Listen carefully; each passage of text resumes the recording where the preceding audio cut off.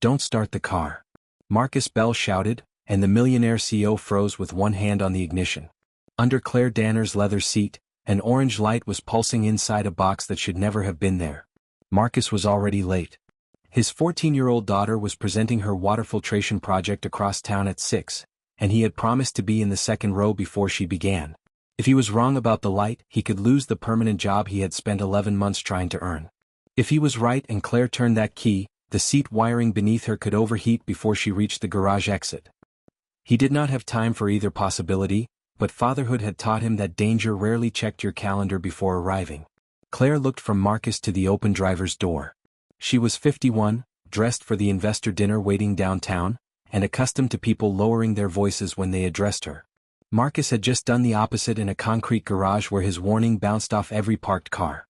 "What did you say?" she asked. "Step away from the vehicle." Marcus set his tool case down and crossed the painted lane. "Please. Don't move the seat, don't start the engine, and don't let anybody tell you it's just a dashboard light." Claire's security driver, who had been loading a garment bag into the rear, moved between them. Marcus raised both hands. His North Star Routeworks contractor badge was clipped to his belt, and a slim inspection flashlight hung from his wrist by a blue and yellow braided loop. Lena had made that loop at summer camp 3 years earlier.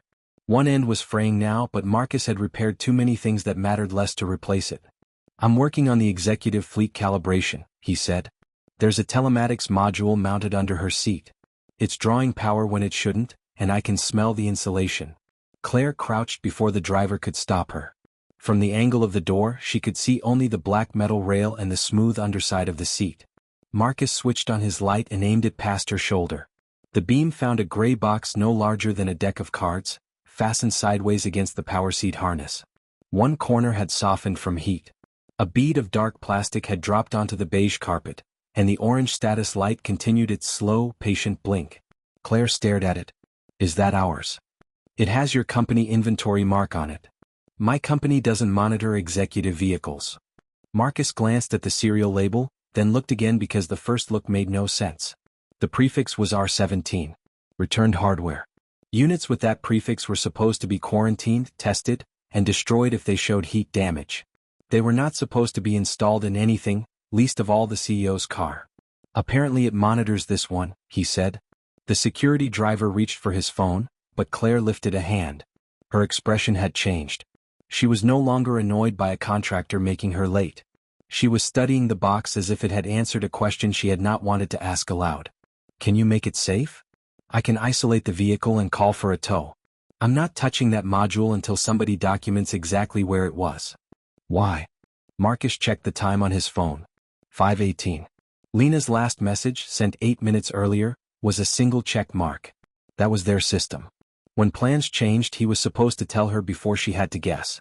Lately, the check mark had begun to feel less like confirmation and more like a child lowering her expectations. "Because that serial number belongs to a returned unit," he said. "Either your inventory records are wrong, or somebody put rejected hardware beneath your seat." Claire stood slowly. "Call Reed Mallory." Her driver did. Marcus called the fleet isolation desk, then photographed the unit in place with the serial label visible. By 5:26, 2 Northstar security employees had closed the lane. By 5:31, Marcus's supervisor at Axion Fleet Systems was demanding to know why Marcus had contacted Northstar directly instead of filing a contractor ticket. By 5:34, Claire's chief operating officer was on speakerphone saying the smell probably came from a dropped charger. Marcus listened to all 3 men explain a box none of them had seen. He had spent 15 years calibrating fleet electronics, first for municipal buses and later for private delivery companies. Machines were usually more honest than meetings. A harness either carried heat or it did not. A serial number either belonged in service or it did not. People were the ones who discovered creative uses for the word probably. "Mr. Bell," Reed said through the driver's phone, "do not remove or disconnect company equipment. Our internal team will handle it." "Good," Marcus said. "Then your internal team can handle the tow. The car stays off." There was a short silence. Claire watched him. "Do you understand who you're speaking to?" Reed asked. "A man who isn't standing over a hot wire." Claire almost smiled, but the moment passed. "The car stays off," she said. "And Mr. Bell comes upstairs tomorrow at 8. Marcus left the garage at 5:47. Columbus traffic did what Columbus traffic always did when someone had somewhere important to be. It turned 3 miles into a moral test. He called Lena on the hands-free system. "I'm on my way," he said. "We already started." Behind her voice, he could hear adults talking and chairs moving in the school gym. "Did they call your group?" "We're next." "Lena, I'm sorry. There was a safety issue at work." "Okay." She said it gently, which made it worse. "Put your mom on for a second. She's helping Mrs. Patel with the display board. I'll be there before you finish." Lena did not answer immediately. "Dad, don't promise after it already happened." The line went quiet except for the gym noise. Marcus tightened his hands on the steering wheel. Their family rule had started after the divorce, when Lena was 10 and tired of adults deciding what she could handle. No guessing. That was what she had called it. If pickup changed, if money was tight, if one parent was upset with the other, they would tell her the part she needed to know. Marcus loved the rule when it required other people to be honest. He was less successful when it exposed him. "You're right," he said. "I'm trying. I may not make your presentation, but I'm coming." "Okay." This time the words sounded different. Not happy but true. He reached the gym while Lena's group was answering their final question. He stood at the back, still wearing his gray work shirt, and watched her point to a cloudy jar beside a clean one. She did not notice him until the applause began. Her face brightened for half a second, then settled into a careful smile. Janelle Bell, Marcus's former wife, was seated in the second row with her phone raised. She had driven in from Dayton for the event and had saved him the aisle seat. The empty chair beside her looked more accusing than she did. Afterward, Marcus examined the project because he knew better than to lead with an excuse. Lena and 2 classmates had built a layered filter from sand, charcoal, cloth, and gravel, then measured how different arrangements affected clarity. The project was good. Lena's explanation was better. "You changed the order of the layers," he said. "The first setup looked right but didn't work right. That's most systems." "Is that what happened at work?" Janelle looked at him over Lena's head. Marcus could have said it was complicated. That was the adult version of making a child guess. "I found a piece of equipment getting hot under somebody's car seat," he said. "They were about to drive away, so I stopped them." Lena absorbed that. "Could they have gotten hurt?" "Maybe. I didn't want to test it." "Then you had to stay." Relief came too quickly, and Marcus disliked himself for wanting her permission. "I had to warn them. I didn't have to wait until the last minute to tell you." Lena nodded and began packing the filter jars. She always cleaned when she was disappointed. At 6, she was capable of leaving construction paper, socks, and cereal bowls in 3 different rooms. Under pressure, she became an air traffic controller. Janelle waited until Lena carried the display board to the car. "She stopped asking whether you're coming," she said quietly. "I came. After the part she needed you for. I prevented a possible electrical fire." "I'm not saying you should have let a woman drive a dangerous car, Marcus. I'm saying every emergency in your life becomes proof that you're the only person who can handle anything." He looked toward the parking lot. "That's not fair." "No. Fair would be Lena getting a dad who can save the day at work without making her pay for it at home." Janelle did not raise her voice. She rarely needed to. Their marriage had not ended because Marcus was unfaithful, cruel, or absent in the obvious ways. It ended after years of him converting every fear into overtime, every disagreement into a task, and every request for help into evidence that he had failed. When Janelle moved to Dayton for a hospital administration position, they agreed Lena would remain in Columbus during the school week. Marcus had treated that arrangement like a verdict he had to keep winning. "She has a regional science camp next month," Janelle continued. "The permission form requires a pickup plan. She hasn't turned it in. She never showed it to me. Ask yourself why." At home, Lena placed the unsigned form beneath a magnet shaped like a taco. Marcus saw it while reheating soup at 9:30. The pickup section was blank. He started to ask why she had hidden it, then stopped. A better question was sitting right in front of him. "Do you want to go?" he asked. "Yeah." "Then why didn't you tell me?" She traced a water ring on the kitchen table. "Because it ends at 5 and you always say 5 is hard." "5 is not hard." Lena looked at him. "All right," Marcus said. 5 has recently developed a personality." That earned a small smile. "We'll make a plan," he said. "A real one. Backup included. Don't write your name first and figure it out later." The sentence landed because that was exactly how Marcus handled forms, bills, work, and promises. He wrote his name first. Then he tried to become the man the signature claimed he already was. At 7:52 the next morning, he entered Northstar Routeworks headquarters carrying his tool case and a printed copy of the garage photographs. The building's lobby displayed a wall-sized image of a delivery driver handing medicine to an older woman. Beneath it, silver letters spelled the company promise: "Every route ends at home." Claire had built Northstar from 2 used vans into a regional network with 1,100 drivers and 7 hubs. Business magazines estimated her wealth above $30 million and photographed her beside the restored first van in the lobby. Caleb Shaw, Marcus's supervisor at Axion Fleet Systems, met him outside the elevator. Caleb was 48, compact, permanently pressed, and gifted at speaking as if a conversation had already ended. "What were you thinking?" he asked. "That the CO shouldn't sit over a damaged module." "You did not confirm damage."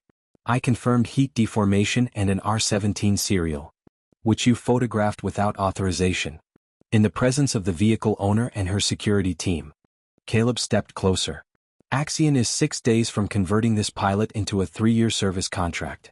That contract gives you the salaried quality position you've been begging me for. Try not to set it on fire before we establish whether anything else is actually burning." Marcus felt the familiar pull. Health coverage at half his current cost, paid vacation, a predictable base salary, and no more quarterly contract reviews. Stability. The word had become so holy in his mind that he rarely asked what he sacrificed to worship it. "If your permanent position depends on me calling damaged hardware safe," Marcus said, "it isn't a quality position. Save the principles for after the lab report."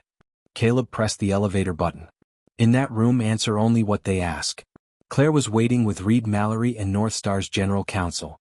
Reed had silver hair, a runner's build, and the calm expression of a man who considered impatience a lower management problem. On the screen behind him was a slide titled Resemblance: Safer Drivers, Smarter Delivery. RouteSense was the system Marcus had spent most of the year calibrating. The gray modules collected location, harsh braking events, idling time, seat occupancy, and engine diagnostics. Northstar said the pilot would reduce collisions and fuel waste. Drivers had been told it was a safety tool. Supervisors had been given compliance scores that affected shift assignments and performance bonuses. Marcus knew both statements separately. He had never placed them beside each other long enough to see the contradiction. Claire began without introductions. The module was removed at 6:40 this morning under observation. There was heat damage to its casing and to the wire loom beside it. No ignition occurred. "Mr. Bell, why did you recognize the serial prefix?" "R17 designates returned field hardware." Reed folded his hands. "According to whose system?" "Axion's." Caleb answered quickly. "It designates units routed for evaluation. It does not automatically mean defective." Marcus opened his folder. "Units cleared after evaluation receive a new service label. This one didn't." Claire looked at Caleb. "How did it reach my vehicle?" "We're tracing that." "Trace faster." Reed tapped the table once. "Claire, the executive installation was arranged late. We wanted live data for tonight's demonstration. A technician may have selected the wrong unit from a staging bin. That is an installation control issue, not evidence of a product problem." Marcus studied the photograph projected on the screen. The module's serial ended in 041. He had seen that number before, though he could not remember where. He enlarged the image and noticed a small white scratch through the printed barcode. "Do you have the chain of custody record?" he asked. Reed looked at him. "We are asking the questions. Then ask where 041 was before it was under her seat." Caleb's jaw tightened. Claire noticed. "You remember it?" she asked Marcus. "Not clearly. But returned units are photographed at intake. A scratch like that would be in the record." Reed said the city partnership presentation was in 10 hours and postponing it would create unnecessary concern. Claire's company was negotiating a 2-year medication delivery contract across 3 counties. The RouteSense results were part of Northstar's promise that it could expand without increasing accident rates or cutting staff. A delay would invite questions from lenders, board members, and the hospitals waiting on the service. "One damaged box in my car is already a concern," Claire said. "Pretending it arrived from the sky would make it unnecessary." She turned to Marcus. "You have 48 hours. Audit the unit, its return history, and the executive installation. Nothing beyond that without approval." "He works for Axion," Caleb said. "Then Axion can bill me." Reed leaned back. "This is disproportionate." Claire's gaze stayed on the photograph of the melted corner. "It was under my seat, Reed. I get to choose the proportion." Marcus should have felt relieved. Instead, he noticed the boundary in her instruction. 1 unit. 1 installation. 48 hours. Powerful people often called that focus. Technicians called it testing only the part most likely to give the desired answer. As the meeting ended, Claire stopped him at the door. You said the module shouldn't have been monitoring my vehicle. What exactly would it have collected? Route and engine data. Seat occupancy. Stops. Depending on the firmware, audio event flags. Audio. Not conversations. Supposedly just sound levels associated with impacts or alarms.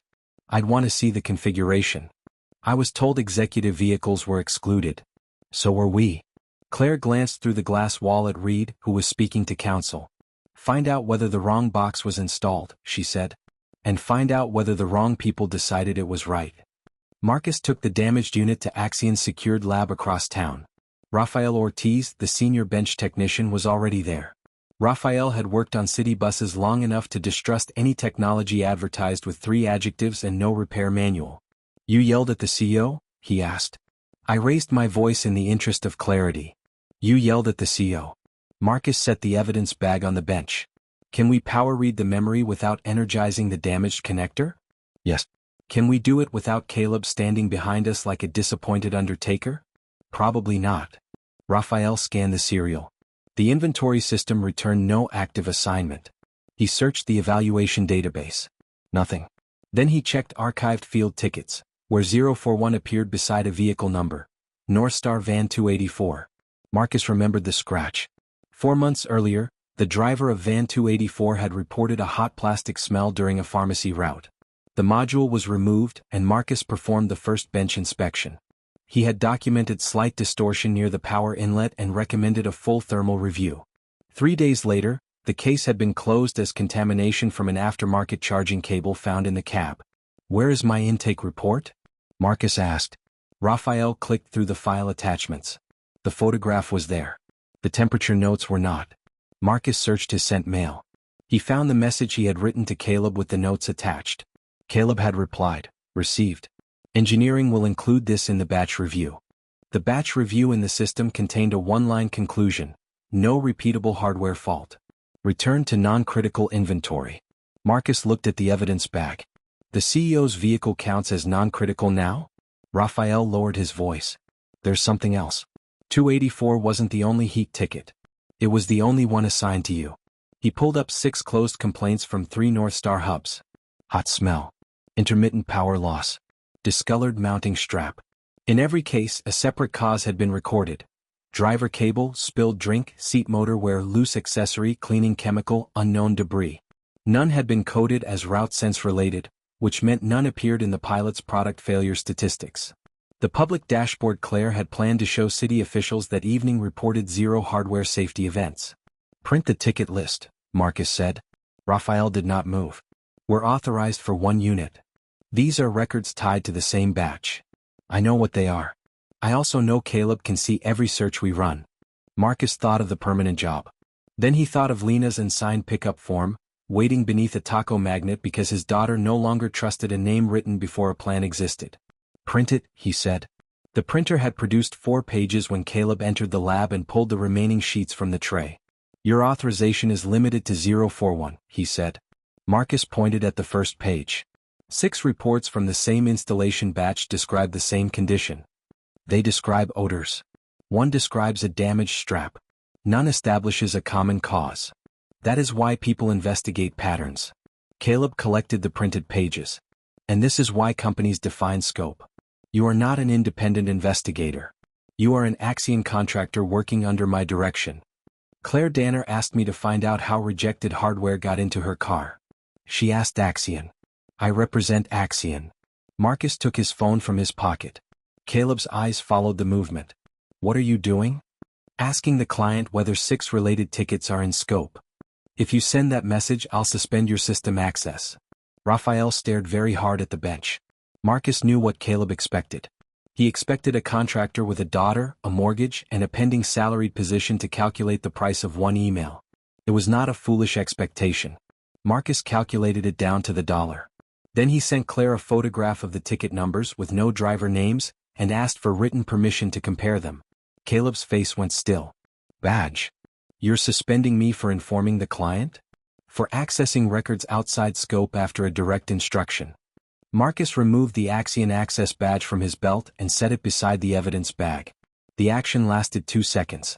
The consequences would take longer. Claire replied before he reached the parking lot. Compare all 6. North Star authorization attached. 5 minutes later, another message arrived from Caleb. Suspension remains in effect pending conduct review. North Star could authorize him to inspect its fleet records, but it could not force Axion to employ him while he did it. Claire arranged a temporary visitor credential and access to North Star's copies of the service tickets. Reed objected in an email copied to 6 executives. He called the review duplicative, disruptive, and unsupported by a confirmed event. Claire replied with a sentence Marcus saved. The event was confirmed when I had to step away from my own car. By noon, Marcus was at North Star's West Columbus hub with Claire, Reed, and a facility safety coordinator. Van 284 had returned from its morning route. The driver, Denise Harper, stood beside it with her arms crossed over her high-visibility vest. Denise was 39 and had driven for North Star for 8 years. She had the controlled expression of someone who had already told the truth once and been charged for the inconvenience. "You're the technician who took the box out in April," she said to Marcus. "I did the first inspection. Then somebody put it in her car?" Denise nodded toward Claire. "That's almost funny." Reed stepped in. "We're here to examine the mounting location, not discuss personnel matters." "The mounting location cost me my Monday route," Denise said. Claire looked at her. "Why?" Denise opened the driver's door and pointed beneath the seat. The module was gone, but a pale rectangle marked the carpet where it had been. "I smelled something sweet like a curling iron left on. I pulled over and called dispatch. They told me to finish the pharmacy drop because the vehicle showed no engine fault. The smell got worse, so I unplugged the box. Dispatch called that device tampering. RouteSense counted the rest of my trip as unverified mileage." "You were disciplined for preventing damage?" Claire asked. Reed answered before Denise could. "She was disciplined for disabling equipment without authorization and for an unapproved route deviation earlier that day." Denise gave him a flat look. "My son left his inhaler in my car. The school was 2 blocks off my route. I called first, took 13 minutes and made every delivery on time. Medication deliveries require documented route control. So does breathing." Claire turned to the safety coordinator. "Was any medication compromised?" "No." "Was any delivery late?" "No." Reed's patience thinned. "That is not the point. A tracking system cannot improve safety if drivers decide individually when it applies." Marcus crouched and examined the wire loom beneath the seat. The outer tape had been replaced. One section of carpet carried a small hardened dot, dark as burnt sugar. He aimed his inspection light at it. The blue and yellow loop brushed the door frame. "Who replaced this harness wrap?" he asked. The safety coordinator checked the work order. "Axion Mobile Team. The record says no heat exposure." That was the determination. Marcus photographed the hardened plastic beside a measuring scale. Plastic doesn't read determinations. Denise opened her phone. "I took pictures before they cleaned it." The first photograph showed the module in place. The white scratch crossed the bar code exactly as it did in Claire's car. The second showed the seat rail with a faint brown line near the wire loom. The third showed the RouteSense app on Denise's work phone. A red banner read device interruption. Compliance review required. Below it was another alert, personal deviation, 13 minutes. Claire enlarged the image. "What happens after an alert like this?" Denise looked at Reed, then back at Claire. "Depends on your score. Below 96 you lose first choice on routes. Below 93 you lose the weekly reliability bonus. 3 red events in a month and your manager schedules a review." Claire's eyes moved toward Reed. Reliability bonuses were supposed to measure delivery completion and preventable collisions. "The pilot needed behavior incentives," Reed said. "The board approved performance integration. I approved a pilot framework, not a punishment for stopping at a child's school. It was an unauthorized deviation on a controlled pharmacy route. We cannot advertise chain integrity and then create an exception every time an employee has a personal issue." Denise laughed once without humor. "Your posters say family comes first. Your software bills us by the minute when family calls." That was the moment the damaged module stopped being the whole problem. Marcus saw it in Claire's face. One overheated box could be replaced. A system that trained people to ignore heat, hide delays, and keep driving was harder to remove because it had already entered the way managers thought. Claire asked Denise why the original complaint had been closed as an accessory cable issue. They found a phone cord in my cup holder, Denise said. It wasn't plugged in. Did you challenge the finding? Twice. The second time, my supervisor said arguing about it would count against cooperation in my performance review. Reed said that supervisor decisions were outside the purpose of the visit. Claire said they were now part of it. Marcus examined the photographs and found a fourth item of interest. The module's power indicator in Denise's image was blue.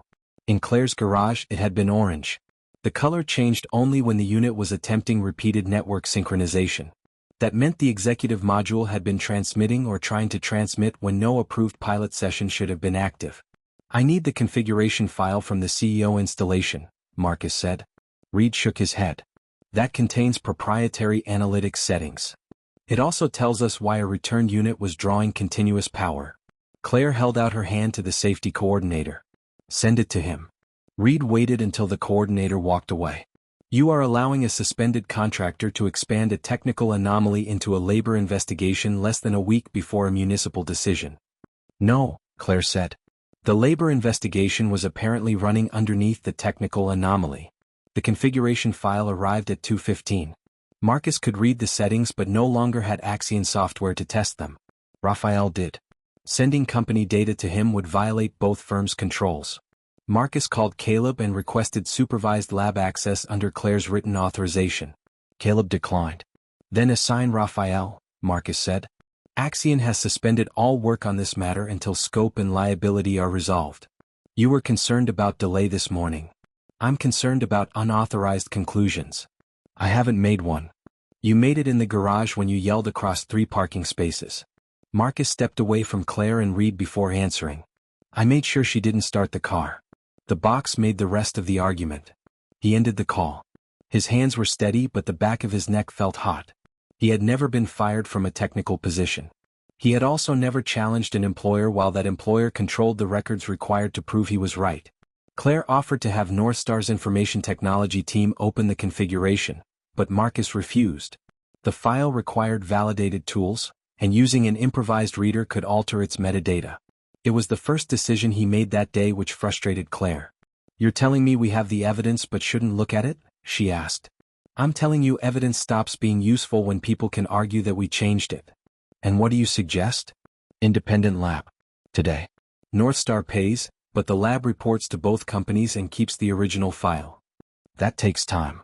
Truth is inconveniently bad at investor schedules. Reed exhaled through his nose. Claire considered Marcus for a moment, then authorized the lab. The decision forced Claire to remove RouteSense and its zero-failure claim from the city presentation. Within an hour, board members were asking whether the system was unsafe, and why she had allowed a contractor to make that question visible. At 4:30, Claire and Marcus sat in a small conference room at the West Hub while the independent lab transferred the configuration. Through the window, drivers moved carts toward a line of white vans. The work continued because most systems, even troubled ones, survived by asking ordinary people to keep moving. Do you think Reed knew about the heat reports? Claire asked. Marcus did not pretend uncertainty for politeness. He knew about Denise's discipline. I don't know what he knew about the hardware. He has run operations for 12 years. Then he either knew or built a department where people thought he shouldn't. Claire looked down at the table. That distinction matters. To motive, yes. Not to the wire under your seat. She looked annoyed then tired. Everyone thinks owning the company means no one can keep information from you. In practice, it means people get very good at arranging information before it reaches your floor. You arrange some of it yourself. Excuse me? Marcus pointed through the window. 96% compliance. Lost route choice. Lost bonuses. Those numbers didn't invent themselves. I approved targets because our insurance losses rose 18% in 2 years. We had drivers rushing, braking hard, skipping inspections and putting themselves at risk. RouteSense was supposed to identify where the pressure came from. And then you attached more pressure to the score. The board attached the bonus structure. Under your pilot. Claire's voice cooled. Be careful, Mr. Bell. Marcus thought about Caleb's warning to answer only what was asked. He thought about how good advice could become cowardice when followed too long. I am being careful, he said. Careful is why you didn't start the car. The lab's preliminary read arrived at 5:12. The module had been loaded with a recent firmware package called Continuous Assurance. Instead of waking at the start and end of a route, it requested synchronization every 90 seconds. The repeated wake cycle increased power draw. That alone should not have damaged a correctly mounted unit, but the R17 batch used an older connector design with less heat tolerance. Mounted tightly against a powered seat harness, it had nowhere to release warmth. There was more. The configuration on Claire's vehicle had not been assigned to her car by mistake. Its profile name read Executive Demonstration. Live. It was scheduled to transmit location, seat occupancy, route variance, idle time, and audio event markers during the investor dinner. The data would populate a live dashboard showing how Northstar monitored its fleet. Claire read the profile name twice. Who approved live monitoring of my car? Reed said the demonstration team had discussed using an executive vehicle. Discussed with whom? Your office was sent a briefing. My office receives 400 pages of briefing material a week. Show me where I consented to a device beneath my seat. Reed's answer was precise. The pilot authorization permits temporary installation in company-owned vehicles. Claire went quiet. Marcus recognized the tactic because he had used a version of it at home. Do not lie.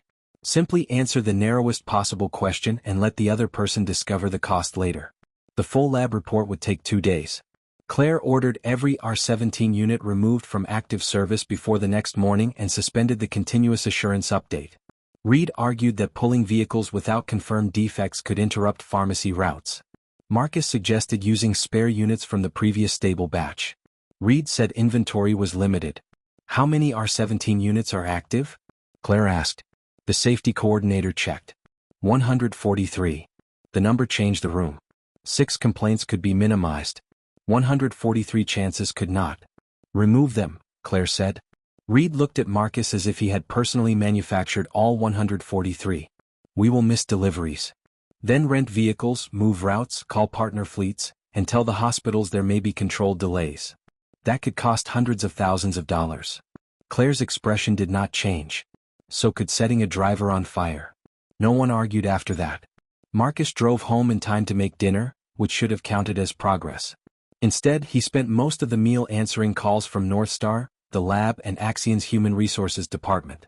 Lena ate 2 slices of pizza, placed her plate in the sink, and took the science camp form to her room. I said we'd finish that tonight, Marcus called after her. You're working. I can do both. That's what you always say. The sentence was not loud. It did not need to be. Marcus set his phone face down and followed her. Lena was sitting at her desk with the form in front of her and a pencil resting across the blank pickup section. I'm here, he said. Until it rings. He switched the phone off. Not silent. All right, he said. The camp ends at 5 every day. I can't honestly promise I'll leave every job by 4:30, especially now. Your mom can cover Wednesday and Thursday. Mrs. Patel already picks up Maya on Monday, and I can ask whether you can ride with them. I'll take Tuesday and Friday with Uncle Darren as backup if I'm stuck. You don't have to do Tuesday and Friday. I want to. Wanting isn't the schedule. Marcus almost corrected her tone. Then he heard his own rule coming back in a 14-year-old voice. You're right. I'll confirm before we write it. He called Janelle and Mrs. Patel. 20 minutes later they had a plan with names, phone numbers, and backups. Only then did Marcus sign. Lena looked at the completed form. That feels better. It feels like organizing a small military operation. You're the one who added 2 emergency contacts. Emergencies travel in groups. She smiled, but then her eyes moved to his powered-off phone. Are you losing your job? The easy answer was no. The truthful answer had edges. I might, Marcus said. I'm suspended right now because I looked at records my boss told me not to look at. The client gave me permission, but my company says I went outside my assignment. Was it wrong? It was against his instruction. That's not what I asked. Marcus leaned against the desk. I don't think looking was wrong. But I should have raised concerns months ago instead of assuming somebody else handled them. I don't know yet how much that matters. Lena picked at a dried spot of glue on the desk. Mom says you only tell people the scary part when you already have a solution. Your mother has an alarming number of opinions for someone who lives 70 miles away. She has a car. Marcus laughed despite himself. Then he saw she was still waiting. I don't have the solution yet, he said. But I'll tell you what changes when I know. At 8:10 he switched on the phone. There were 7 missed calls and an email from Accion's legal department. Attached was a quality release sheet from the original RouteSense pilot. At the bottom of the second page, beneath the statement that mounting and power conditions had been reviewed for field deployment, was Marcus's electronic signature. He remembered signing it. The sheet had arrived 4 months earlier at the end of a 14-hour day. Caleb said the client needed confirmation before Monday's rollout. Marcus had asked whether engineering had incorporated his temperature note. Caleb said yes. Marcus read the summary, saw the approved mounting diagram he recognized and signed. What he had not done was open the linked appendix listing the hardware batches covered by the release. R17 was there. The email from legal contained one sentence. Axion expects your full cooperation as the certifying quality specialist. Marcus sat alone at the kitchen table after Lena went to bed. He opened his sent messages from that week and reconstructed what he had known. He had identified distortion on 041. He had recommended review. He had received assurance that engineering would include it. Then he had signed a broader release without confirming the answer because he wanted the pilot completed and wanted Caleb to see him as permanent management material. No one had forged his name. No one had forced his hand. They had created urgency, offered reassurance, and trusted him to choose convenience. He had. At 6:40 the next morning, Marcus called Claire before he called a lawyer, Caleb, or anyone who might teach him how to make the truth sound smaller. My signature is on the field release, he said. There was a pause. Did you approve that hardware? I approved a deployment sheet that included the batch. I had reported heat distortion on 041 3 days earlier. Caleb told me engineering had reviewed it. I confirmed the mounting diagram, but I didn't open the final batch appendix before signing. So you certified something you had not fully read? Yes. The word felt worse without an explanation attached, which was probably why it needed to stand alone first. Claire asked him to send the sheet and his earlier email. Then she asked the question Marcus had spent half the night asking himself. Why would you sign after seeing damage? Because I believed my concern had been handled, and because the rollout was late, and because I wanted the permanent position attached to the contract. Which reason mattered most? At the time I would have said the first one. Now I'm not sure. Claire said nothing for several seconds. Come to headquarters at 8. Reed has called a board risk meeting. The meeting began with Marcus's signature filling the screen. Reed did not sound triumphant. He sounded relieved to have located a version of the problem the company already knew how to manage.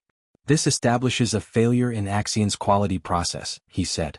Northstar contracted with a specialist and relied on its certification. We should continue removing the affected units, issue a vendor non-compliance notice, and preserve our operations while Axion investigates its employee. Contractor, Marcus said. Reed glanced at him. That distinction may matter to you. It will matter when Axion says I acted independently. Northstar's counsel asked whether Marcus disputed the signature. No. Do you dispute that the release covered R17? No. I dispute the idea that my signature explains how 6 driver complaints were recoded, why returned Unit 041 was selected for an executive demonstration, and who authorized firmware that increased its power cycle. Reed turned to Claire. This is exactly the expansion I warned about. A technician who failed to read his own release is now accusing the client to reduce his exposure. The statement worked because it contained enough truth to sting. Marcus had spent years believing competence meant never giving anyone a clean angle against him. Now the angle was there, projected 6 feet high. Claire asked everyone except Marcus to leave the room. When the door closed, she walked to the window.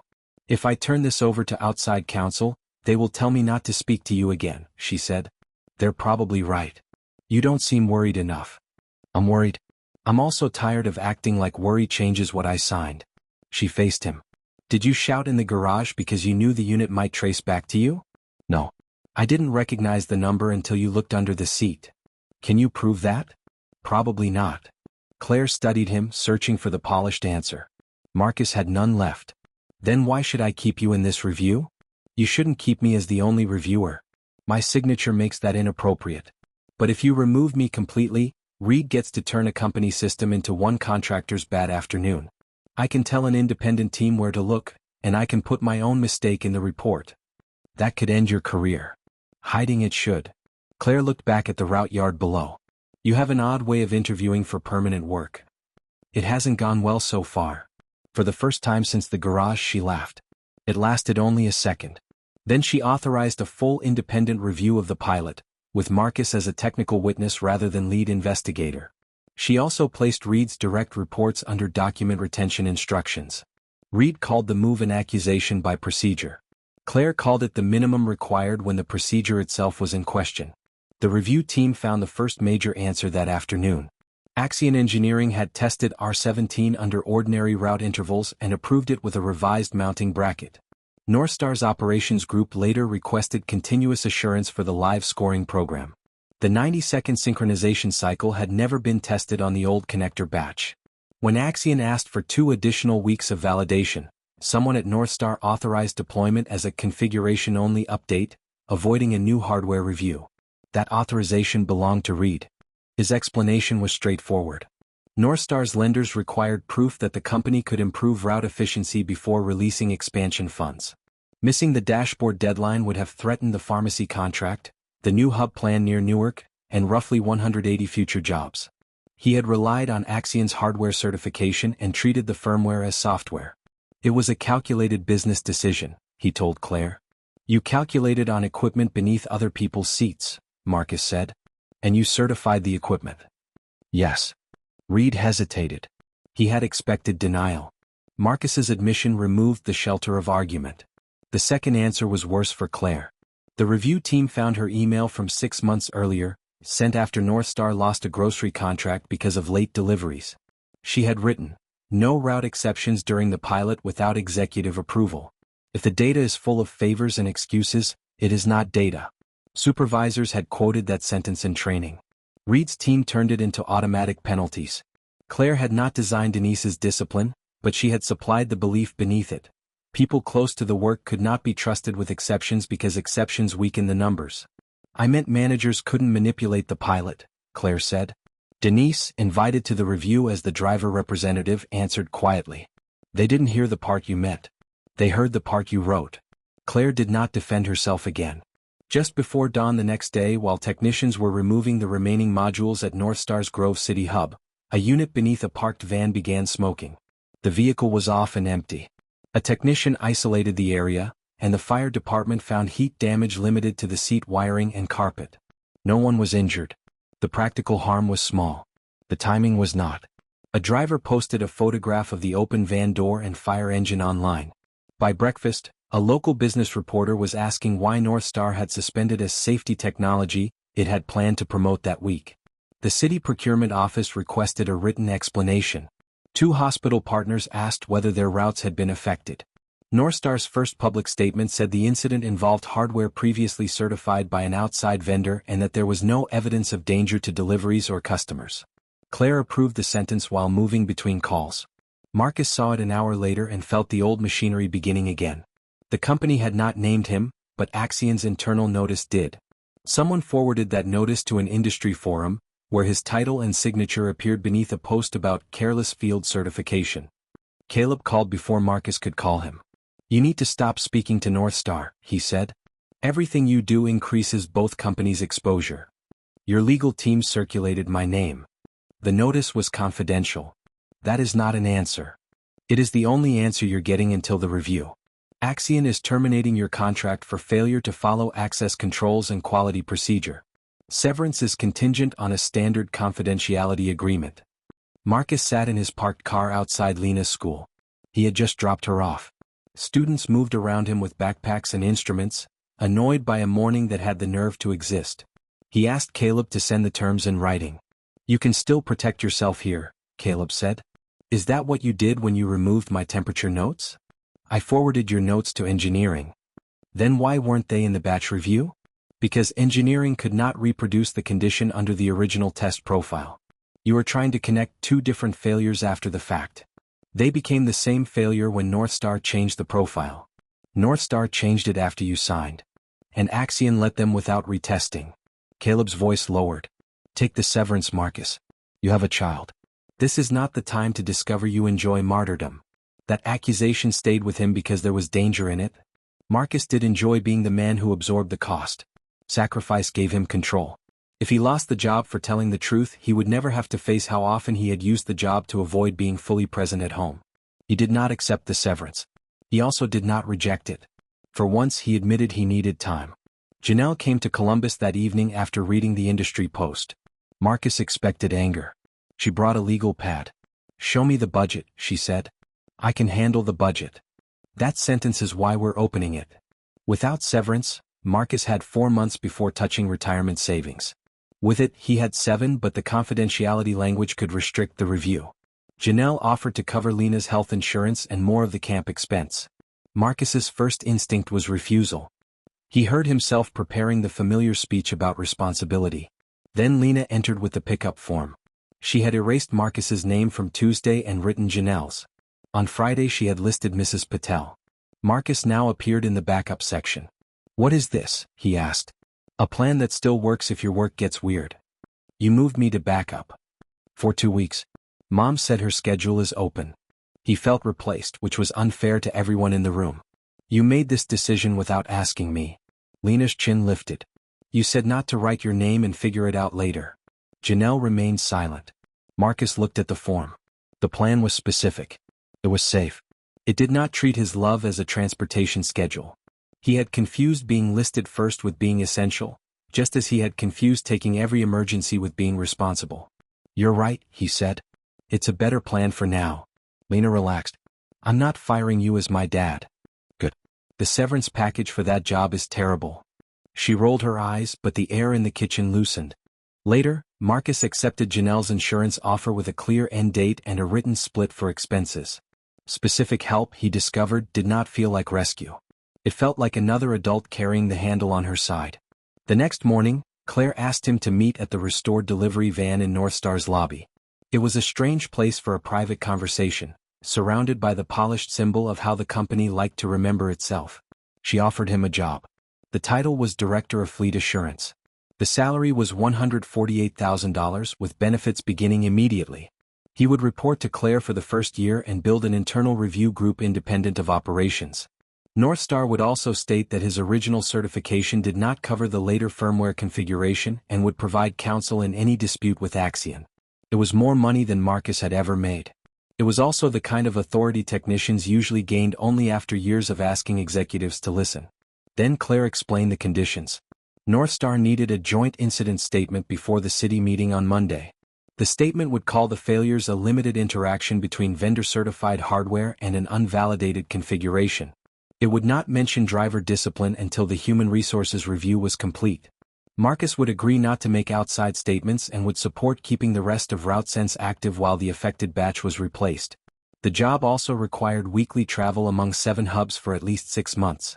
"You're asking me to say the problem is limited before the review defines the limit," Marcus said. "I'm asking you to help me fix the company without collapsing the contracts that pay the people we're trying to protect. Denise was punished because your system trained managers to protect a score. And I have already ordered that discipline reviewed." Quietly, Claire's eyes hardened. Public theater does not make a correction more sincere. Neither does a good salary. She stepped away, then turned back. "Do not mistake this for charity. I need someone who saw the danger before he knew what it could cost me. You need a job, and your signature means you have something to repair too. That is not rescue. It is alignment." She was right about enough of it to make the offer dangerous. Marcus asked for the weekend. Claire gave him until Sunday at noon. For 2 days he tried to design an acceptance that did not feel like surrender. He could correct the policies after gaining authority, manage the travel with calendars, and sign because the technical interaction was real. Every compromise came with a useful future attached. On Saturday afternoon he took Lena to the community center to test her filter before science camp. A gasket leaked, sending a thin stream of dirty water across the table. Marcus reached for the housing. "Wait," Lena said. "We should see why it leaked first." "I can fix it." "I know. But if you close it before I look, I won't know what happened." Marcus stopped with his hand on the clamp. Lena was talking about a plastic gasket. She was also describing the last 4 years of his life. He released the clamp and let her open the housing. The seal had twisted because they tightened one side before aligning the other. Lena photographed it, reset the gasket, and ran the test again. This time the water stayed inside. "Are you taking the CEO job?" she asked while they waited. "I don't know. Is that the job where you travel?" "For a while. Then we'd make another schedule." There was no accusation in her voice. That made honesty easier and harder. "The travel isn't the worst part," Marcus said. They want me to sign a statement before all the facts are done. It isn't completely false, but it leaves out the part that might make the company look worse. Lena watched the clear water drip into a jar. Would you tell me to sign it? He thought of the camp form. No. Then why are you asking me? I'm not asking you to decide. Good, because I have algebra. Marcus smiled. She tightened the jar lid and added, you said a name doesn't go first just because you hope the plan works. There it was. Not a speech. Not permission. Just the rule he had finally followed at home, placed beside the decision he was trying not to see. On Sunday morning, Marcus emailed Claire a counterproposal. He would not sign the limited statement or accept the director position. He would testify fully to the independent review, including his own failure. He would help Northstar remove and inspect the modules under a 30-day consulting agreement, but only if the findings went simultaneously to the board, Axion, the driver safety committee, and city partners. RouteSense would remain paused until the review established safe hardware and fair use. Driver penalties connected to disputed device events would be frozen immediately.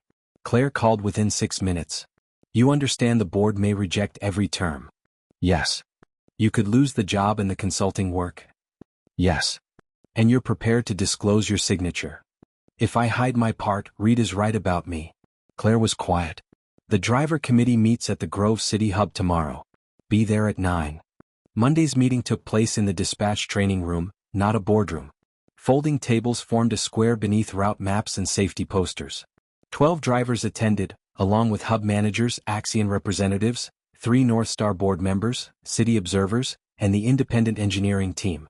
No reporters were invited, but everyone understood that the written findings would not remain private. Reed presented first. He described a combination of vendor certification failure, installation variance, and untested firmware behavior. His language was accurate in the way a map can be accurate while leaving out the road someone actually needs.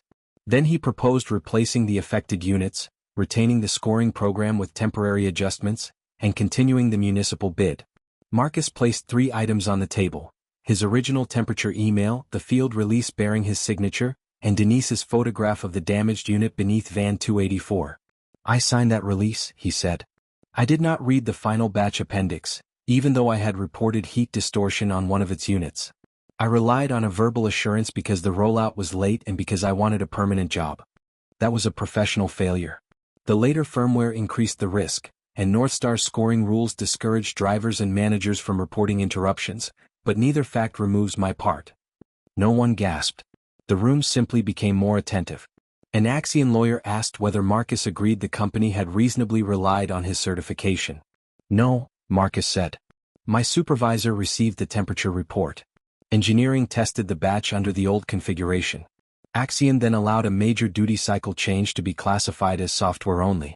My signature is evidence against me. It is not an eraser for everything after it. The independent engineer confirmed the sequence. The R17 hardware was marginal but stable under the original cycle when mounted with the revised bracket. Northstar installed several units with the older strap and loaded continuous assurance without thermal validation. Both companies had missed required questions because each treated the other's approval as a substitute for its own. Denise described the smell, the dispatch instruction, and the penalty. 3 other drivers reported being told to finish routes after device warnings so their hubs would not lose compliance points.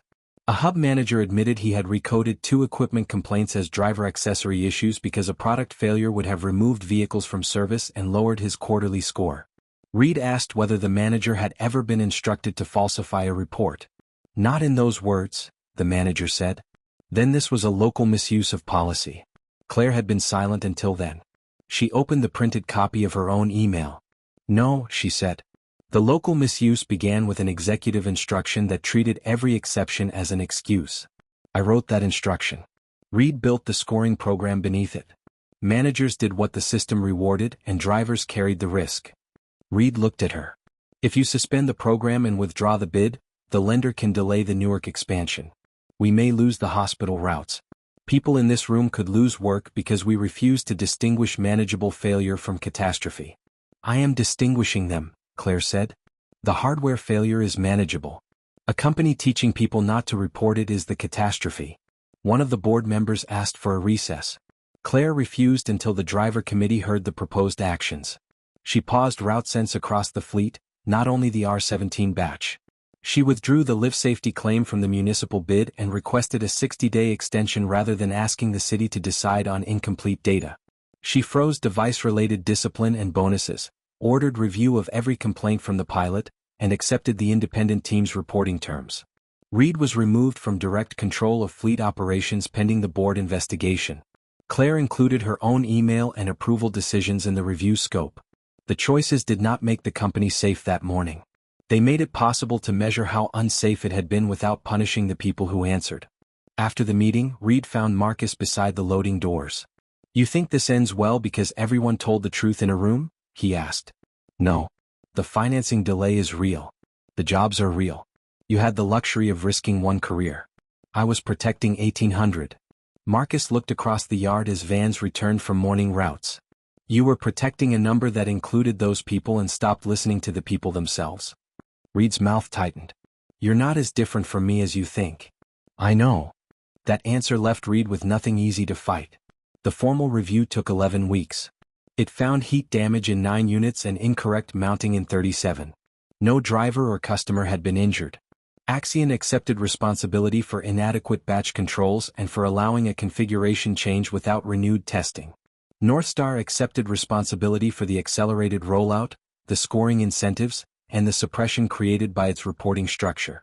The companies split the cost of repairs and independent monitoring. Axion withdrew its termination language and paid Marcus for the notice period, though he declined a confidentiality payment. Denise's warning was removed. So were 26 other penalties tied to disputed device events. Northstar restored lost bonuses and replaced automatic route score punishment with a review that included driver input. Claire kept her position after a difficult board vote, but the board separated safety oversight from operations and required quarterly reports from the driver committee. Reed resigned 6 weeks later. His departure statement defended the expansion strategy and acknowledged that urgency had narrowed his judgment. Marcus believed both parts. The municipal contract was delayed, not lost. The Newark hub opened 4 months late and hired fewer people in its first phase than planned. The cost was real. So was the fact that the vehicles entering it had been tested under the conditions in which they would actually work. Marcus never became Northstar's director of fleet assurance. He did accept a 6-month independent consulting contract with fixed hours, no travel without 7 days' notice, and reports distributed to the board and driver committee at the same time. Claire did not rescue his career. She paid him for work she needed, under boundaries he had finally learned to name. On the last Friday of science camp, Marcus arrived at 4:42. No emergency had occurred. He had simply blocked the time, handed an unfinished review to another qualified person and left. Janelle was still listed first on the pickup plan, so Marcus sat in the back until Lena finished presenting the improved filter housing to the families. This time he heard the beginning. Afterward, Lena handed him his inspection flashlight. The old blue and yellow wrist loop had finally broken near the clasp. She had braided a new one with 3 colors. "What's the orange for?" Marcus asked. "Backup," she said. "Apparently responsible people have backups." He attached the new loop and tested the clasp twice. "You know," Lena said, "you don't have to inspect it like it's going under a CEO's seat. That is exactly how one gets surprised by a CEO's seat." She shook her head and picked up the filter box. Marcus reached for it, but Lena kept one handle and gave him the other. They carried it out together. Months earlier, Marcus had believed keeping his daughter safe meant putting his name first, taking every call and fixing trouble before she could see it. Now he understood that a child did not need a father who concealed every danger. She needed one who told her when the plan changed, let other people help carry the weight, and showed up without demanding credit for the arrival. At the car, Lena stopped before opening the passenger door and pointed beneath the seat with a serious expression. "Should we look first?" she asked. Marcus aimed the flashlight down. The orange strand circled his wrist, bright beside the blue and yellow. There was nothing beneath the seat except a dropped pencil and an old parking receipt. "All clear," he said. Lena got in. Marcus started the car 48 minutes before anyone needed to guess where he was.